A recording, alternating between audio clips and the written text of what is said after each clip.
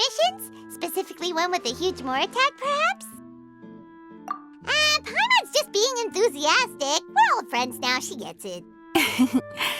It's always a pleasure to see our two most avid adventurers again. Actually, we do in fact have a rather urgent commission that is still open. Having read the details, however, don't worry about that.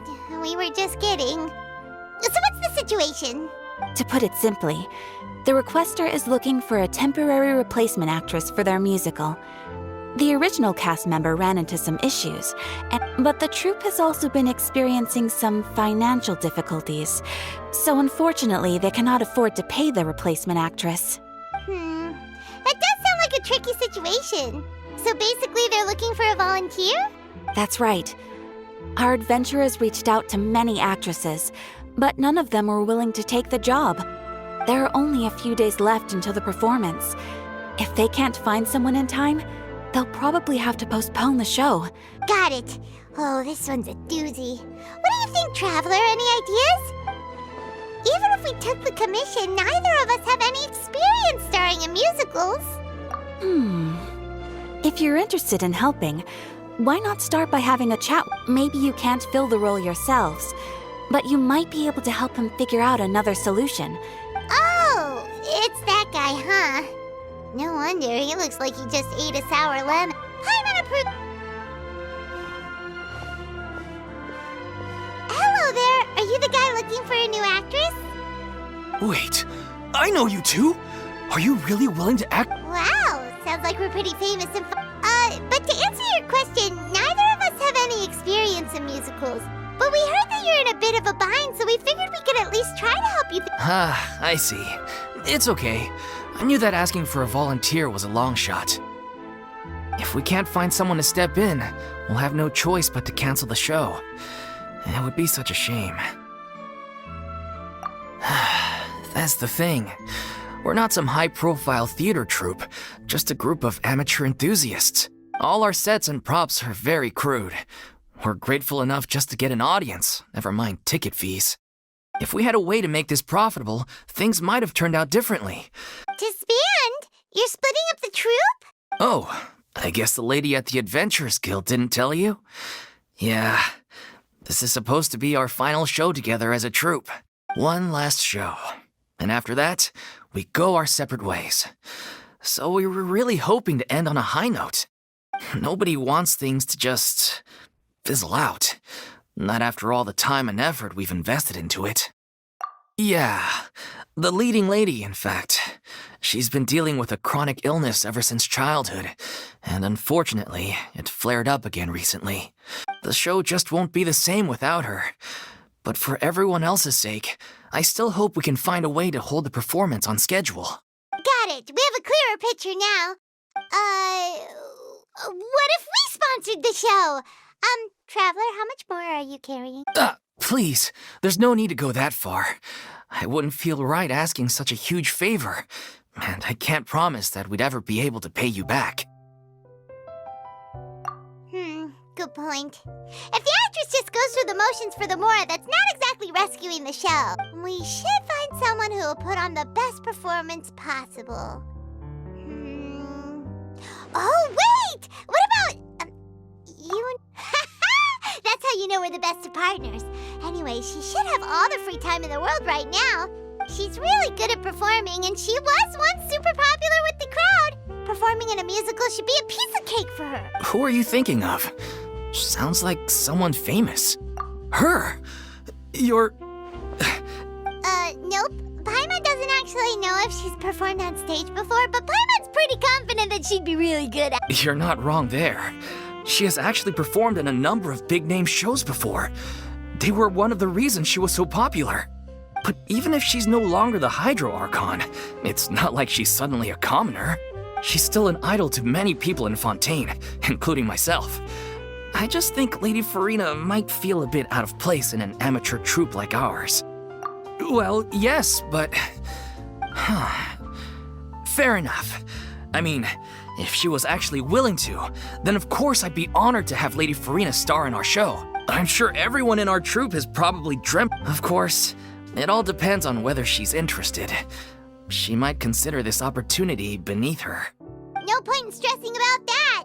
We'll only know if we ask her. And besides, things are different now. There's no reason for her to be all high and mighty anymore. Thank you for your help.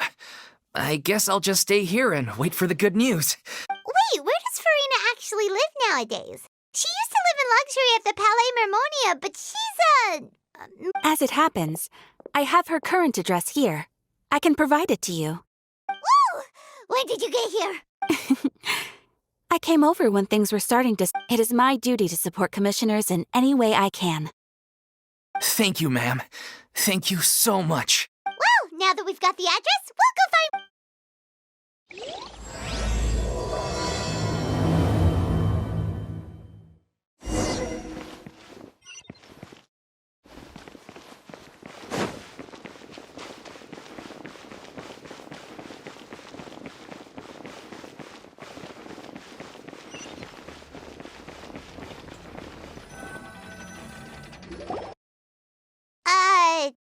Did Catherine really give us the right address? She lives here? Not that there's anything wrong with this place. It's just, a bit of a step down from the Palais Mermonia. You know, it's common courtesy to make sure the homeowner isn't in earshot when you're denigrating their abode. Ah! Okay, when did popping out of thin air become all the rage? First Catherine and now you? I was just out on a shopping trip. I ran out of macaroni, so I went to grab a few more bags. I used to have a much wider range of choices when it came to food, but now I'm finding that simple, traditional home cooking can be quite delicious too. Not at all. As long as you have different kinds of sauces in, you can have macaroni and tomato sauce one week, macaroni and bolognese the next. Oh, sounds like you're really struggling to cope. How rude! Questioning my cooking skills. The audacity! It's not like I have a very eventful life these days. Actually, I barely leave the house. Besides, I'm sure I could master dishes like la lettre focilor or blubber profiteroles in no... Ah, there it is. You don't... Not yet, maybe, but... Anyway, what are you even doing here? I do hope you didn't come here just to ogle at my fall from grace. Let me first be clear that I'm not taking guests at this time. So if you're just here to clown around, then please be on your way. Sorry! We're sorry! Please don't be mad! Yeah, exactly! What the traveler said! Paimon wasn't trying to make fun of you. Hang on a sec, you weren't exactly holding back either! My help? Well, maybe you're forgetting that I'm no longer the mighty Hydro Archon. I don't even have a vision, you know. Don't worry, it's nothing that serious. It's just very specific, and you're the one with the power to help! Oh? Well, if that's the case, then fine. I'll spare you the lecture about your attitude. So tell me, what specifically make... I see. I knew you couldn't have come all this way just to amuse yourselves at my expense. After all, I was once the brightest star in all of Fontaine, well-versed in all the various performing arts. But given the present circumstances, I'm afraid I must regretfully decline your casting request. How come? It sounds like this would be a breeze for you. True. But I have made a decision to retire from the stage. Although I am no longer required to play the role of the Hydro Archon, the time I spent inhabiting that character has left an indelible mark on me. Centuries of pretending to be a different person changes you completely. I'm not the same person I once was. Of course, that can't be undone now. It's too late. And I have no intention of reinventing myself all over again. But at least I can say that I no longer desire to play any new roles. Paimon can understand, but this is just a one-off part to fill in for someone who's sick. Whether it's a one-off or not, it's a boundary that I've committed to no longer cross.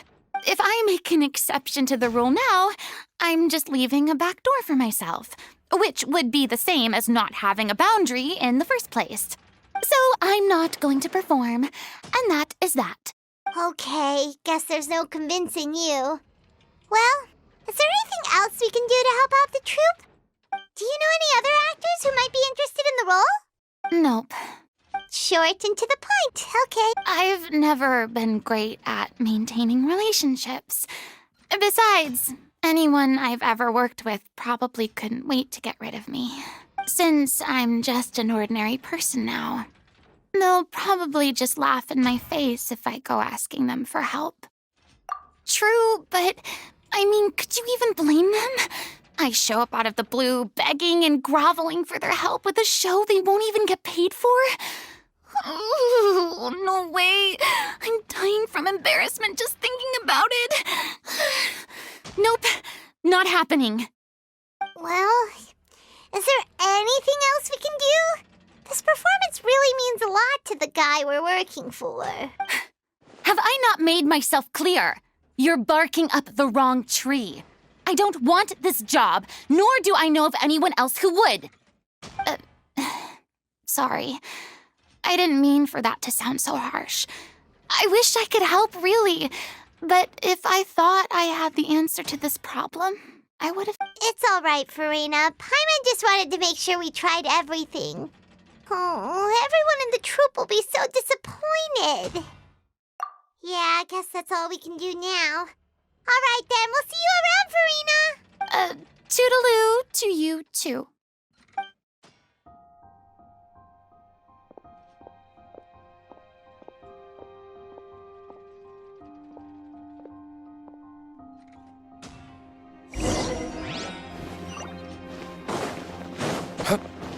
It's too bad, but we have to respect Farina's decision. Maybe the thought of performing brings up too many painful memories now.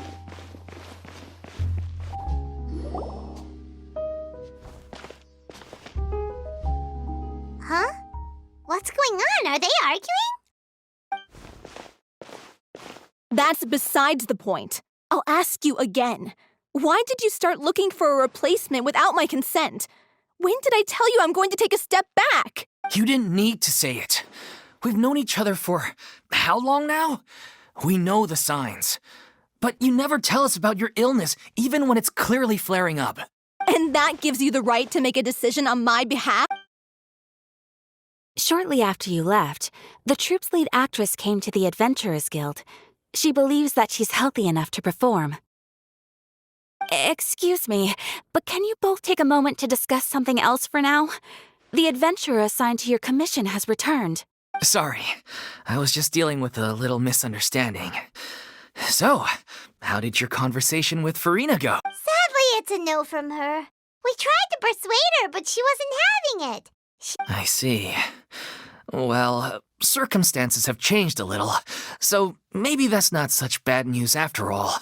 You see, our leading lady has just informed me that she's well enough to make it to the show after all. Staging the musical with the full original cast was always the dream. Oh, right! Sounds like everything worked itself out then. Yeah, she'd be livid. We'd get the scolding of a lifetime. Jeez, is Lady Farina really so harsh with people? Only joking, calm down. So, guess we can consider this case closed now. Despite the fact that we failed to complete the commission, we were still racking our brains for ideas on the way back here. Look, there's no point arguing with you about this anymore. This is the last chance we have, though. If your illness flares up again, there won't be time to find anyone to replace you. So, are you absolutely sure you'll be able to handle it? The whole team is putting everything they have into this final performance. We have to make sure it goes ahead. Yes, I'm completely confident. I've been taking a new medication from the doctor, and it's working brilliantly. I'll definitely be able to tough it out until the performance day. I share everyone's desire to commemorate all our years as a troupe with a proper farewell show. So the last thing I want is to be left out. Every one of us thinks of this troupe as their home, myself included. You're right. I'm sorry. I let myself get too worried about the show. I should have asked for your permission first. All's well that ends well. Sounds like the show will go on. Sure.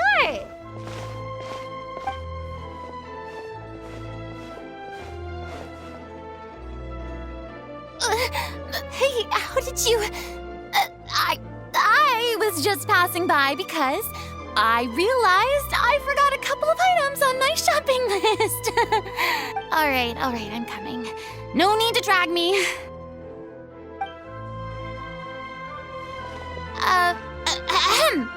Hello, one and all. I couldn't help but overhear your conversation. Farina? Didn't you say you were gonna take a rest at home? What are you doing here? I was just ever so slightly concerned about the situation you mentioned. Yes, a teensy bit concerned, that's all. When you came to talk with me earlier, I jumped right to explaining my position and said some strongly worded things. And all before I even had a full grasp of the situation. Anyway, I just feel a bit bad about how it went down. I'm sorry, Paimon. Oh, it's totally fine. Paimon didn't take any of that personally. You really have a knack for asking the most uncomfortable questions, don't you? I felt very sheepish, having had a change of heart after flatly refusing you. And then, to make matters worse, you caught me. But in any case, it sounds like the issue has already been resolved. Yeah. When they said they were gonna ask for your help, I almost had a heart attack. I mean, how could we be worthy of having Lady Farina star in our show? There's no need to think like that, and no need to keep addressing me as lady. Just Farina is fine. I was wondering, if this troupe is so important to all of you, why does it have to disband? If the difficulties are purely financial, then there must be a solution. You could put the shows on pause while you look for a sponsor, for instance. Everyone seems so devoted to the troupe. I'm sure if you keep chipping away, you'll find a way through. We all want to believe that, but some things are just beyond our control. Everything's been going downhill ever since we lost our director. She was the heart and soul of our troupe. She kept us going. Her name was O'Reilly, and she was the founder as well as the artistic director of our troupe. And tragically, she was a victim in this serial disappearances case. What? That's actually how I recognized these two. It was all thanks to their efforts that the true culprit was brought to justice. But still, no sentence can bring our director back to us. She was a loyal fan of your performances, Miss Farina. They were what first inspired her to get into musical theater. She rallied many people around her who were destitute or had lost their sense of purpose in life, and convinced them to join her troupe. She wrote her own scripts, acted on stage, and mentored each and every one of us. People loved our performances back then. We seemed to be going from strength to strength. And then disaster struck. Yeah. After that, the entire troupe fell into disarray. None of us know anything about script writing, let alone how to handle the business side of things. We've been doing the best we can. But despite our efforts, things are slowly but surely falling apart. It's agonizing. But ultimately, we'd rather end things now on our own terms than stick it out to the bitter end. Oh. What a terrible waste. A gifted artist from humble beginnings who achieved so much and no doubt had much more to give. I suppose it's fair to say then that this final show, besides being your farewell to the stage, is also your final gift for her? Yes, exactly. We all miss her terribly. Well, good thing I followed the traveler here. After hearing this tragic tale, I can no longer stand by and do nothing. Farina? I know what you're thinking, but I by no means plan to cross the boundary I've set for myself.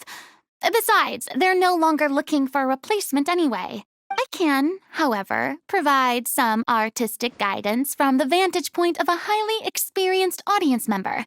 But only if you feel this is something that would help. Oh, most definitely. We'll take any guidance that you can give. We unfortunately don't have any budget for a consultant, though. Will that be a problem? I don't need any compensation. All I'd ask in return, if you're willing, is that you tell me some more about the life and work of your late director. Something I've begun to realize since my departure from the Opera Epiclese is that there's a lot you don't see when you observe everything from on high. The law only judges criminal behavior and does not weigh human emotion. The court's verdict can settle the question. What about all the unresolved emotions of the parties involved? What happens to them?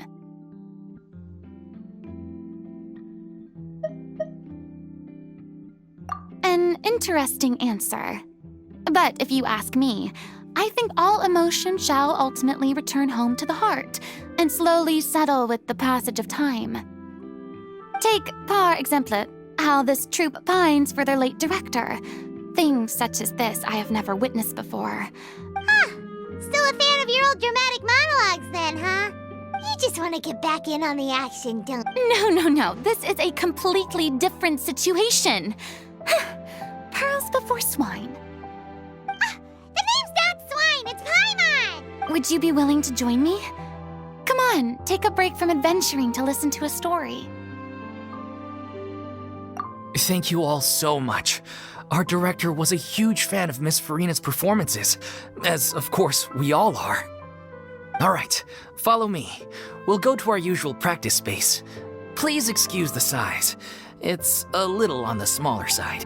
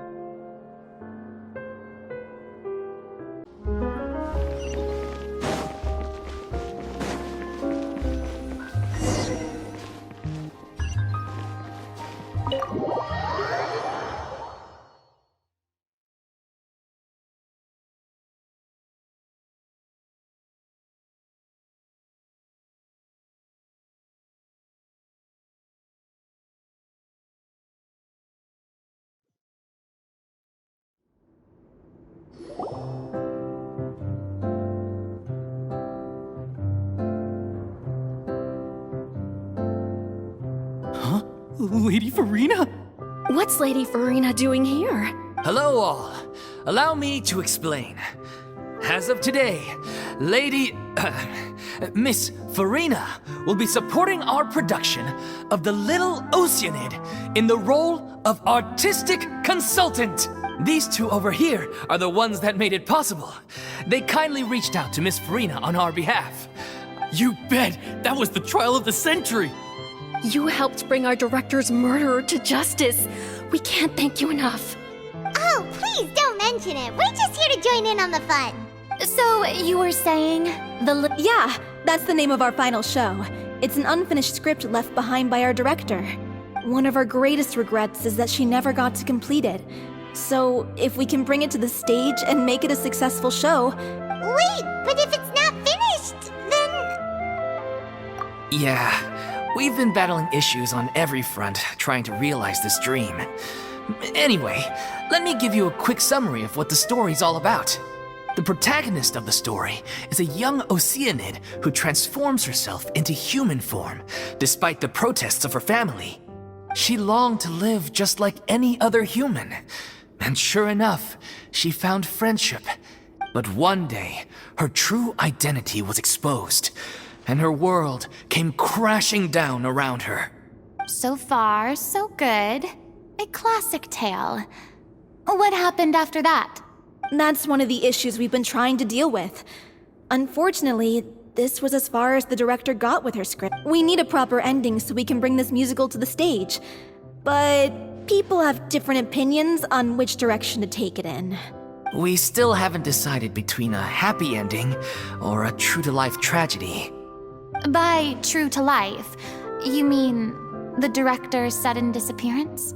Yeah, like they say, truth is stranger than fiction. But then there's the question of whether we really want to use the stage to pass our raw pain onto the audience. Exactly. A lot of the time, people come to watch a show just hoping for some light entertainment. And one last thing. We're still waiting on confirmation from two of our main actors. The first is Paulo, who plays the protagonist's lover. He's locked himself away to focus on writing an ending for the script. But the deadline's passed, and we still haven't heard from him. The other is Villemont, who plays the main antagonist. He took the director's death pretty hard. Hasn't set foot in the city since. He did write to us, promising that he'll be there for the final performance, but we haven't seen or heard from him since. So we're not really sure what to make of that. Although, now that we have Miss Farina helping us, maybe we should take the opportunity to get everyone back together. What opportunity? What do you mean? Maybe you're unaware, but your name has always been like a rallying cry for us. Our director was constantly singing your praises. All of us look up to you as a role model. Oh, stop. You're making me all flustered. Although, not in a bad way.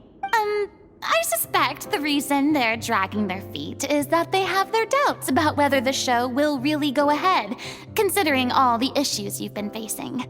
But one by one, all the obstacles are being removed. Now is the time to rally the troops. Makes sense. Okay, priority number 1, let's check in with Paulo and see where he's at with the ending.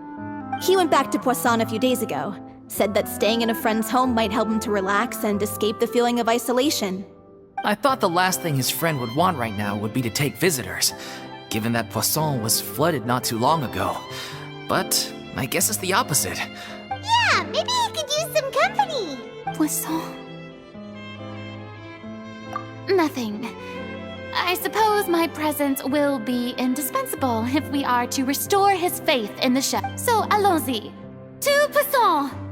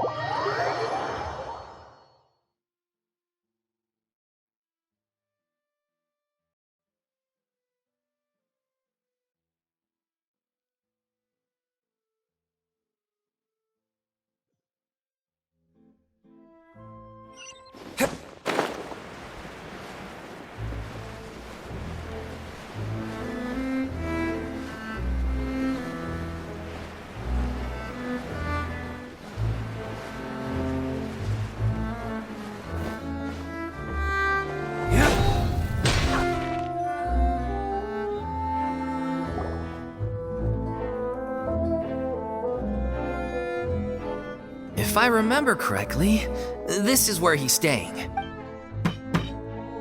Who is it? It's me. Is the script ready? You came all the way here for that? All right. Forget that for now. Just come on out. Nice try. Look, just give me some time, okay? I'm just wrapping up this last part of the script. Okay then. Looking forward to your masterpiece. So, as expected, he's missed the deadline. The ending is one of the most important parts of the show. Even once he's done, it isn't final until we've all had the chance to read through and make sure we agree on it. Someone told me they'd just seen you in Poisson. I assumed it was a case of mistaken identity, but sure enough, here you are. I was wondering if we might run into her. So, you're here for Palo? Looks like you could be a while, so feel free to take a stroll around town in the meantime. I've made all the arrangements already. Oh, it's okay. We can just wait here. Thank you for being so considerate, Miss Navia. That sounds wonderful. Get over here, you! How oblivious are you? How are things in Poisson now? Any better? Things are on the mend, but it's a slow process. Some people may never recover from the trauma they experienced. I'm sorry to hear that. I wish there was something I could do. Please, must our conversations take such a depressing turn every time we meet? We all have painful memories, but we don't have to let them cloud everything we do. And if you're trying to make a new start, perhaps it's best if you don't bring up the past all the time. Thank you for your words of comfort. You make a very good point. But for now, at least, I think I should stay with the way I'm feeling for a while. It's okay. These things take time. Moving on from a painful experience is easier said than done. Which brings me to why I'm here. I thought you should probably know that not everyone here is ready to forgive and forget after the Hydro Archon's inaction in the face of catastrophe. To avoid upsetting the peace, I told the townspeople that everyone here is a member of the theater troupe, and that you are just an actress playing the role of Farina. It's not a perfect solution, but hopefully it means you won't have to lie low while you're here.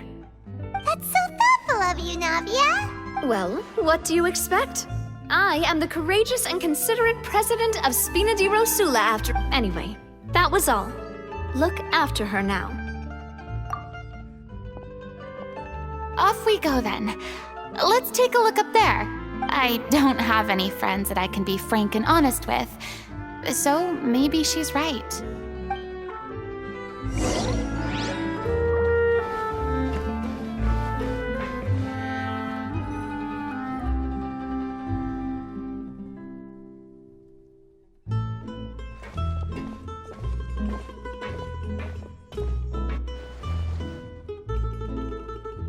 I'm so grateful that Miss Navia was so understanding. To be perfectly honest, I didn't know if I was ready to meet her. It's always easiest to just run away from your problems. But that never fixes anything. You can't get around the obstacles without facing them. So that's why you were nervous when they brought up Poisson. Yeah. I'd be lying if I said I wasn't scared of coming back here. Still, I felt it was something I had to do. As I was saying before, I want to see for myself the things that I never could in the past. I'd be overjoyed if the people here could find it in their hearts to forgive me. But they're more likely to unleash a tirade of vitriol against me, which, of course, I completely understand and accept. Yeah, I can tell people are watching me. I'm sure some people here see the idea of someone coming to Poisson dressed as the Hydro Archon as extremely disrespectful. I used to be terrified of the gaze of other people, especially when they had suspicion or resentment in their eyes. I guess I wasn't quite ready for this after all. I'm not surprised you're making yourself go through all of this. I can't let myself see only the things I want to see. How would that make me any different from before? Look! There seems to be a crowd gathering over there. Probably time we made a move. How about we check out Spina di Rosula's ship? We should have a view of the whole of Poisson from there.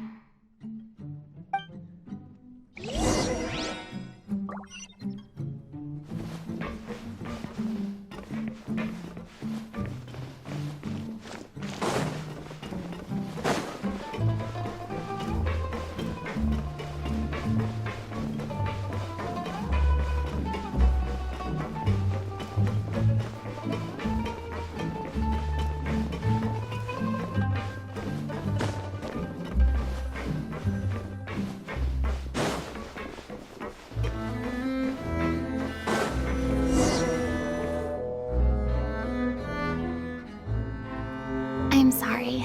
You probably just wanted a relaxing stroll, and here I am dumping all this heavy stuff on you. We don't mind. It's actually refreshing to see a different side of you. Great. Well, I appreciate your company, so please don't disappear just yet. I don't know whether you can tell, but the years of suffering and loneliness aren't the only reason I have a hard time facing up to who I used to. As I stand here by the ship, I can't get the images of the rising water out of my mind. One after another, people were taken by the water. All those treasured lives and memories washed out of existence in an instant. They thought their god would protect them. They had absolute faith that when disaster struck, a divine power would save them from harm. And all the while, I played my part to perfection to convince them that was true. But then the floodwaters finally came, and the Hydro Archon did nothing. You shouldn't look at it like that. You're only doing your duty. I've had to go through so many moments like that for the sake of protecting the truth. As time went on, it got harder and harder to bear, and I became more lonely and isolated. Eventually, I realized I had nothing left except the truth. I became terrified of completely failing in my task, and was haunted by the thought of being left all alone. Fortunately, we were able to avoid the worst-case scenario thanks to the help of heroic individuals such as yourselves. Everyone rose to their responsibilities, and I finally regained my freedom. But on some level, freedom also means no longer being needed.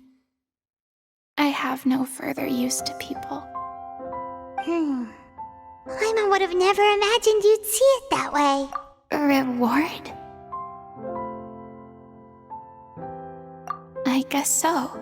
Back then, I didn't even dare to dream about having someone to confide in. I was scared of someone recognizing me for who I truly was, and exposing the secret I swore to protect. Believe in the Farina you see on stage.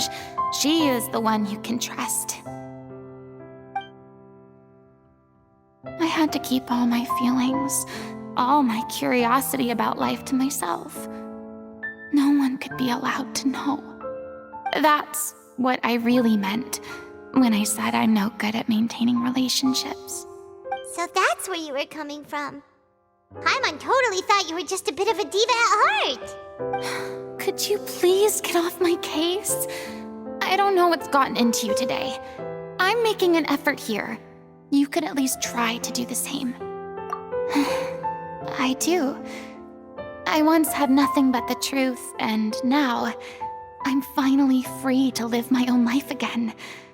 And even though I have no idea where I'm going, at least the choice is in my hands. All right, it's about time to head back. Paulo should have finished the ending by now. Sure. Okay, let's head back and check it.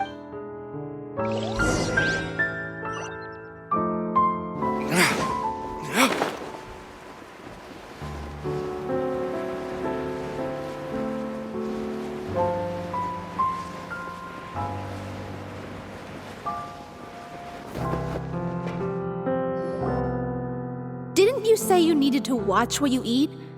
You're supposed to be cutting down on fried foods, not wolfing down copious quantities of fish and chips, you know? Come on. It's not every day we get to dine at Spina di Rosula's expense. Can you believe how generous she is? Anyway, my character doesn't need to be slim and good-looking. That's your job. Are you kidding me right now? It's not your character's health I'm worried about, it's you. I've spent my whole life battling the effects of ill health, and it kills me to watch you willingly ruin yours by filling yourself up with junk all the time. Oh no, looks like they're arguing again. We're back! Could you maybe put your differences aside for a moment? You're back. We've been enjoying Spina di Rosula's VIP treatment in your stead. Paulo's nearly done. We shouldn't have to wait too much longer. Great! So you were discussing your characters, right? We heard she's playing the Oceanid who turns into a human girl. What about you? Me? I'm an Oceanid too. He was originally supposed to take the form of a crane, but he outgrew that role. Well, the costume at least. So now he's playing the boar instead. Sorry. The boar's not a bad character, actually. He's the one who raises the little Oceanid, yes? That's right. He has some pretty memorable lines too.